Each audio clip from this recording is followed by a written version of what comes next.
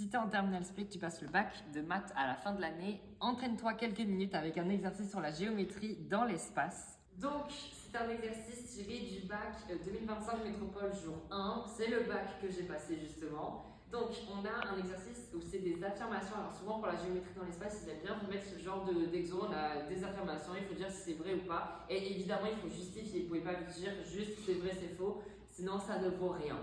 Donc, pour l'ensemble des affirmations, on unit l'espace d'un repère orthonormé OIJK. Bon, ça, c'est des trucs que vous connaissez, c'est-à-dire que le point O, il a pour coordonnées 0, 0, 0.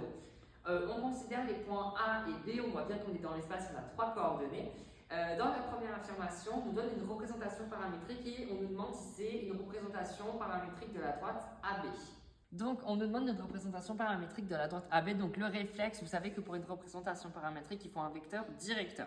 Donc là, un vecteur directeur de la droite AB, c'est le vecteur, évidemment, AB. Donc, on va calculer le vecteur AB. Donc, on a AB qui est de coordonnées. Donc, c'est parti. On relève. Donc, ça nous donne 3, moins 1, 2, moins 0 et moins 1, moins 5. 2, moins 0, moins 1, moins 5. Donc, finalement, AB, il est de coordonnées. Donc, 3 moins 1, donc 4, 2 moins 0, 2 et moins 5, moins 6. On voit que dans la représentation paramétrique qu'on nous donne, on a pris le point B. En effet, le point B, il est de coordonnées 3, 2, moins 1. Et on voit que, vous savez que le chiffre qui n'est pas avec T, c'est un point. Donc on voit que pour X, c'est 3, pour Y, c'est 2 et pour Z, c'est moins 1. Et on voit que ça correspond aux coordonnées du point B. Donc c'est parti, on peut noter. Donc on a B de coordonnées, on les rappelle, donc 3, 2, moins 1, qui appartient, et c'est logique, à la droite AB.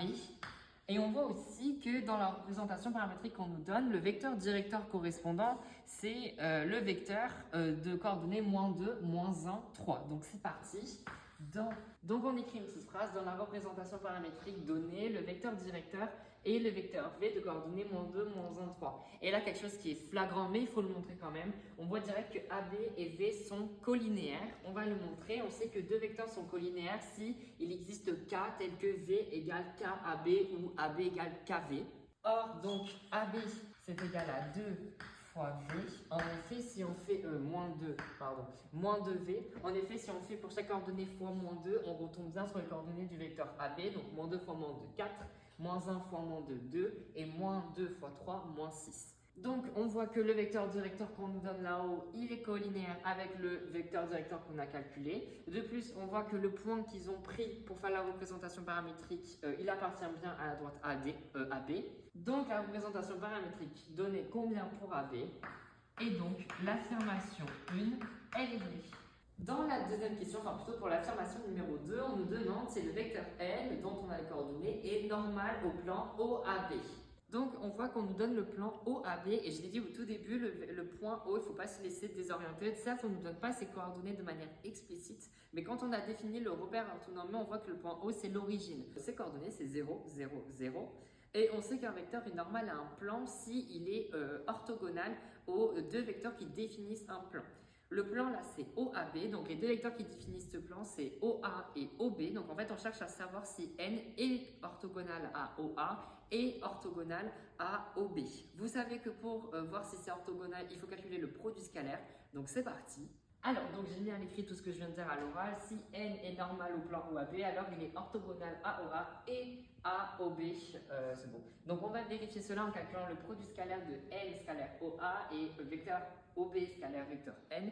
Donc c'est parti. Alors on a les coordonnées du vecteur N, c'est donc 5 fois, on applique juste la formule du produit scalaire avec les coordonnées, mais on n'a pas les coordonnées du vecteur OA, sauf que O, c'est le vecteur de coordonnées 0, 0, 0. Donc en fait, si on fait à chaque fois A moins 0, enfin les coordonnées de A moins les coordonnées de O, en fait, on va retomber sur les coordonnées de A. Donc en fait, les coordonnées du vecteur OA, c'est les coordonnées du point A. Donc il n'y a pas besoin réellement de s'embêter à les calculer. Donc on a dit, c'est les coordonnées du point A, donc 5 fois moins 1 plus moins 2 fois 0, donc ça va faire 0, mais il faut quand même l'écrire. plus donc 5 fois 1.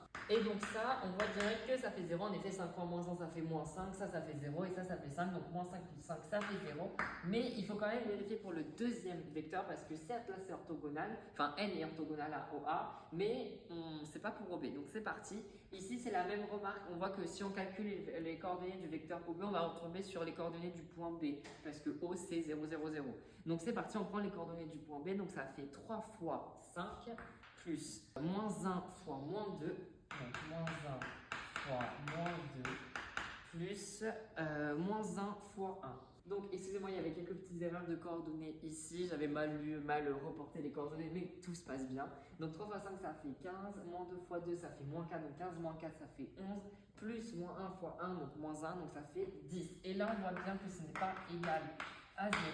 Donc on peut direct conclure. Donc OB et N ne sont pas orthogonaux.